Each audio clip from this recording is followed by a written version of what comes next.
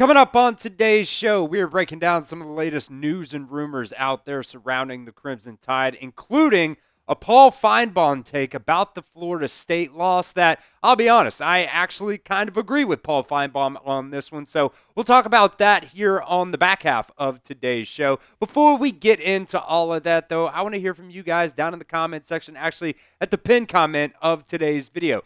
What do you guys think? Has this Alabama team turned things around? Let me know what you guys think. Will they lose another game this season, or will they finish the rest of the season undefeated? Type Y for yes or N for no. Will Alabama lose another game this season?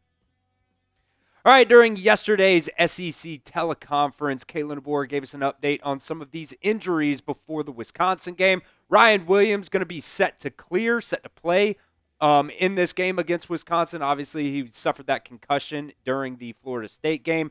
Jam Miller, Tim Keenan, and Jah-Marien Latham, all of them are going to be game-time decisions for that Wisconsin game. Jam Miller obviously dealing with that collarbone injury. Tim Keenan had that tightrope surgery a couple of weeks ago on his ankle. And then Jah-Marien Latham, we don't really know exactly what happened to him. All we know is that it's a lower leg injury for him. All those guys are going to be game-time decisions. But then Danny Lewis Jr. is still going to be out for this Week 3 matchup. And that one really does suck. I really want Danny Lewis Jr. to be able to get out there because I do think he's valuable going out there and being one of those solid blocking tight ends that Alabama loves to use in the run game in this Kalen DeBoer / Ryan Grubb system. We'll see how long, it continues to take Danny Lewis Jr. to get back.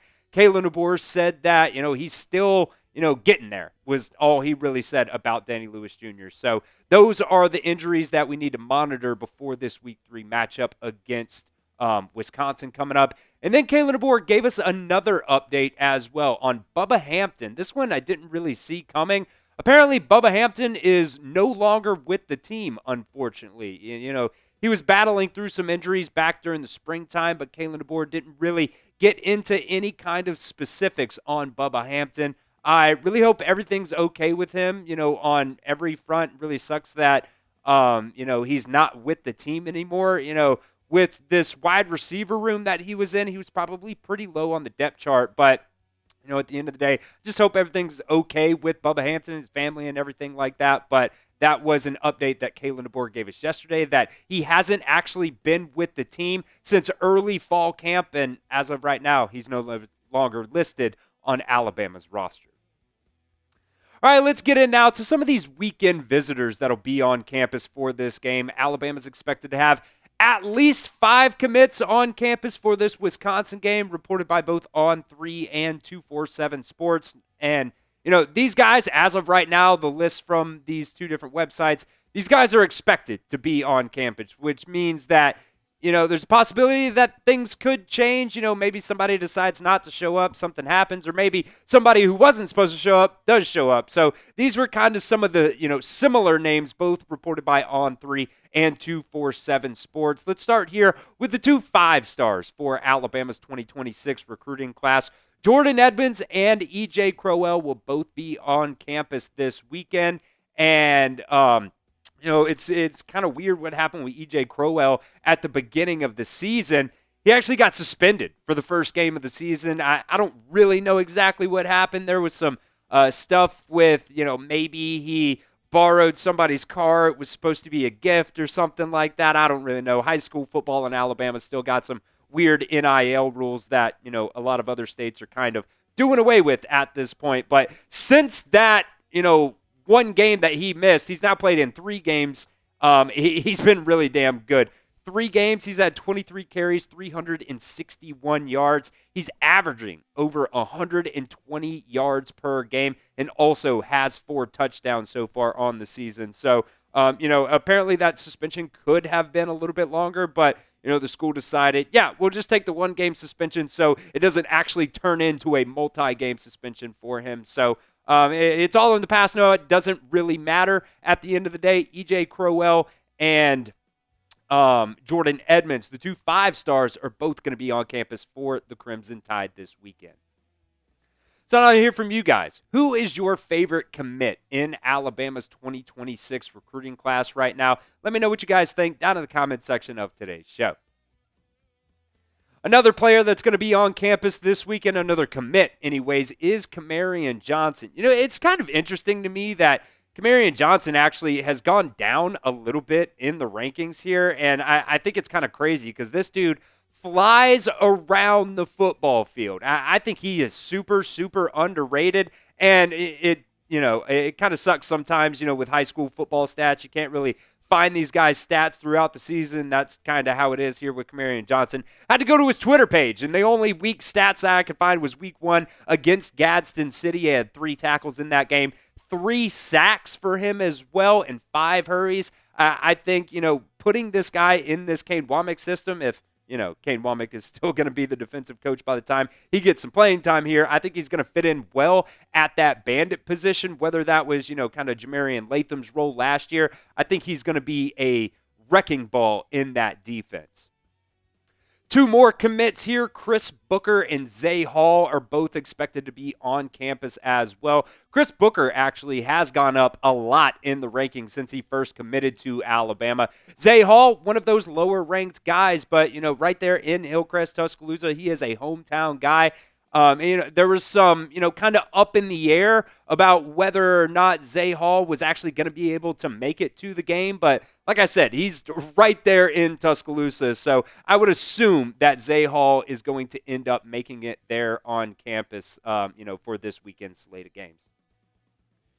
All right, we'll continue here with what Paul Finebaum said about the Crimson Tide's loss against Florida State in a second. But first, today's show is sponsored by PrizePicks. You and I make decisions every single day, but on PrizePicks, being right can actually get you paid. Don't miss any of the excitement this season on PrizePicks, where it is good to be right. I use PrizePicks for so many different types of sporting events, whether it's professional football, baseball, basketball, college sports, MMA, boxing, and so much more.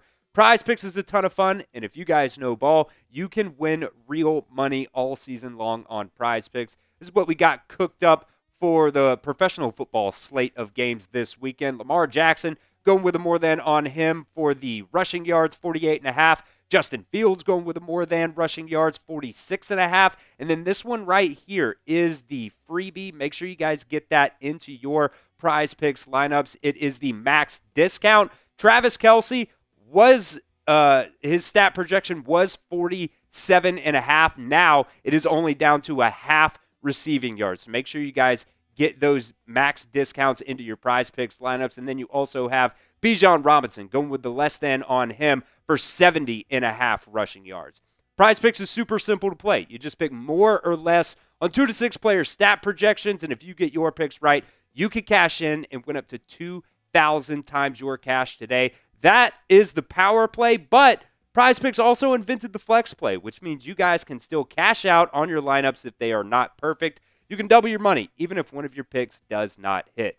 So download the PrizePicks app today and use promo code CLNS to get $50 in lineups after you play your first $5 lineup. That's promo code CLNS to get $50 in lineups after you play your first $5 lineup. That link is down in the description of today's show. It's also going to be down at the pinned comment of today's show as well. It's PrizePicks. It's good to be right. All right, next up on today's show, Paul Finebaum had a very interesting take about Alabama's loss against Florida State. And I'll be honest with you guys, I actually kind of agree with this one. This is one of the first. Paul Finebaum in the past has talked a lot of crap about Alabama when they've lost games, but it seems like he's actually kind of shifted course here. This is what Paul Finebaum said about Alabama's loss against Florida State.